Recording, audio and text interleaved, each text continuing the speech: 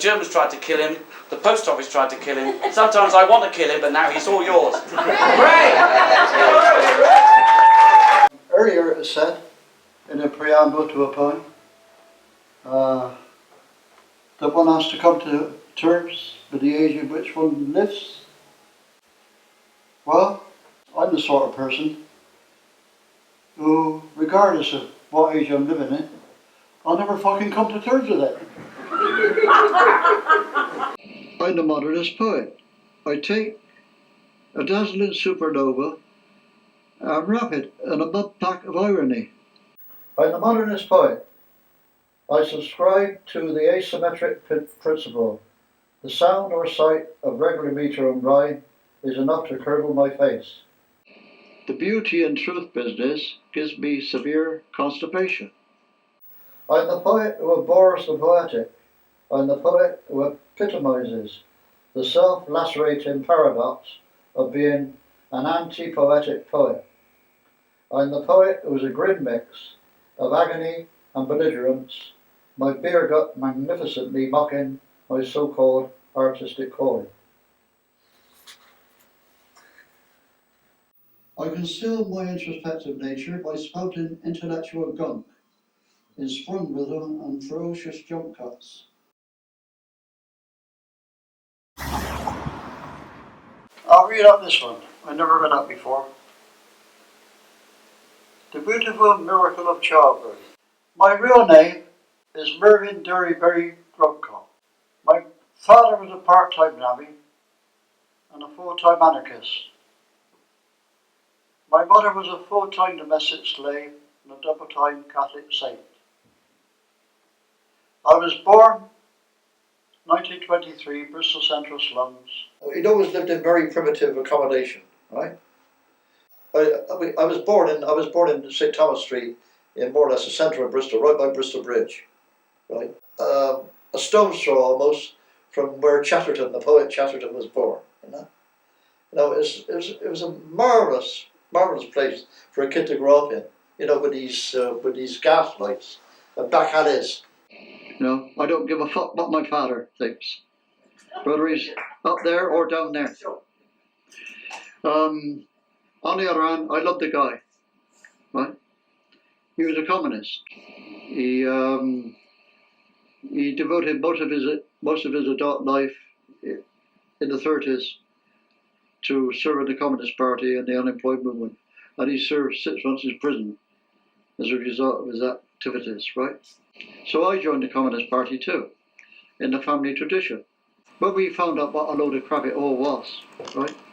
It was a terrible trauma for me. It was like, somebody losing their faith. I was in the YCL, Young Communist League, before the war, but I was never very active and never very talkative because I didn't know enough. I was fucking ignorant, I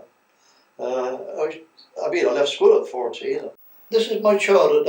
I'm jumping. I'm jumping backwards and forwards, because I'm not confined to the formalities of a autobiography, am I?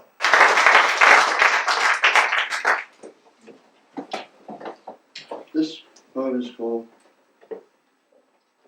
War Poem, written while falling asleep on a public lavatory seat in my camouflage fatigues. Did you hear that? Well, when you went into the army, or when the war started, before you went in, before you had this kind of Damascene conversion reading this modern poetry stuff, did you have a choice? Yes, I did have a choice of becoming a conscientious objector. But being as I was in the Young Communist League at the time, right, I was already an anti-fascist. So I regarded the war with Germany against Hitler as a justifiable war. Yeah, not living on the past, like most old guys, living in the past, I won the war. It's only because of me that you're here.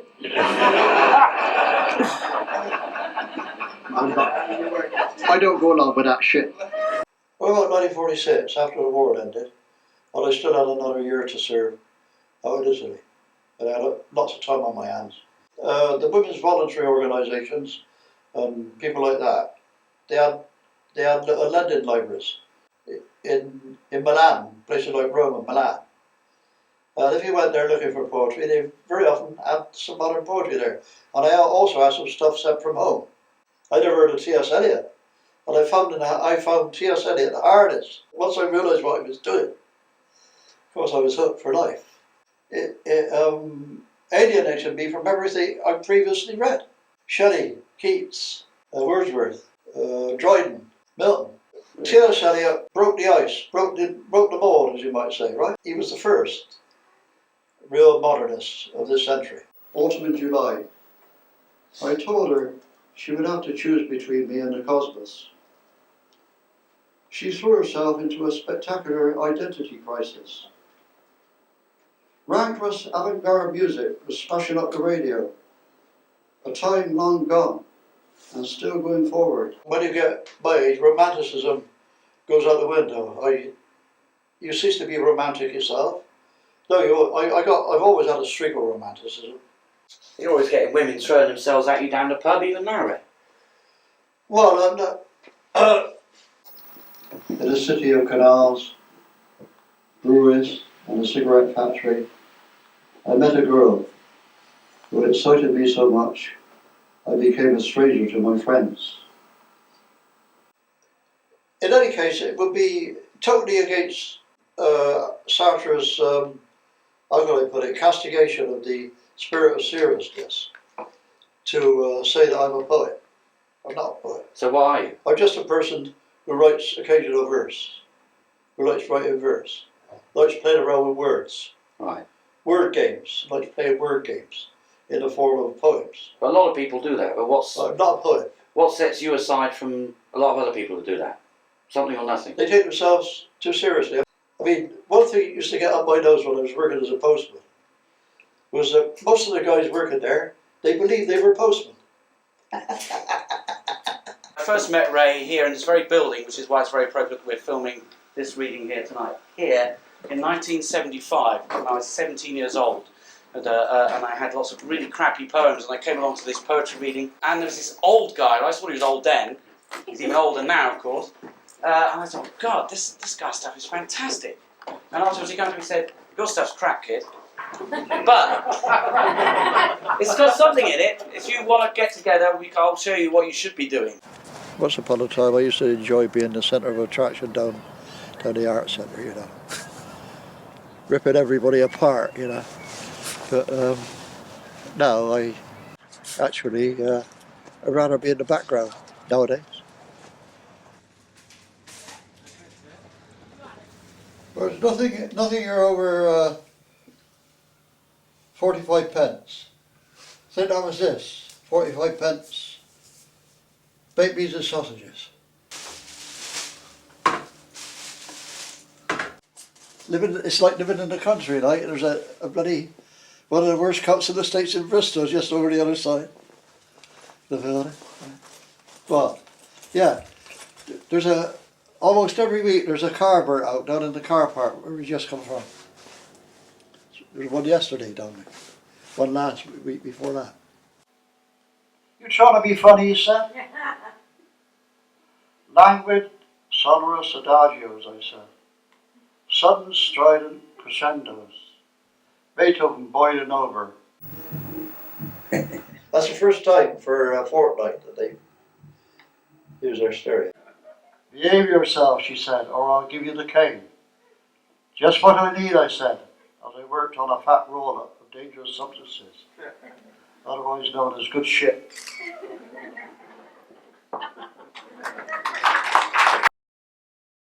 I've always been a tremendous admirer of Ray's work, and I felt that it deserved a wider audience. I've always felt that for many years. Ray was very resistant to having a book out. It was kind of like anti-poetry. He describes his work as anti-poetry, and publishing it would fly in the face of that to him. But I eventually was able to convince him that it was worth doing. Given that you were uncertain or not very keen on having a book published, what did I do to make you or get you to change your mind? Well, to be honest with you, it's quite simple. You assured me that it wouldn't cost me anything. And I was a mean bastard because I was never used to having lots of money. I got my poems stored in 4 box files, right? Each one which contains about 500 pages. It's a well-turned-out book, and I'm surprised that my wild doodlings, you know, have been used for the cover. So I timed it just right. Yes. You know, just as I got one foot in the grave, so to speak. I managed to get the book published just in time. But there is a poem here that you wrote only about 6 weeks ago. Bugs and worms slosh and squabble in the wet grass, and how the dead do rant at the rocky cracks. Moon glow stains on black trousers. I like that. Reminds me of my adolescence. See, I mean, these things interlock. Although we're going backwards and forwards in time, they interlock. When I started writing poems, I made up my mind that they would be unlike anything else, unlike any poems I'd ever read. Even the poets that I admired, I would avoid their style like the plague. Therefore, my poems strike a lot of people as very unorthodox, which they are, I guess. There's people who probably write more interesting poems than me, but nobody around writes poems like me. Right, love. Sit down, Ray. Sit down. Ladies and gentlemen, Ray Webber.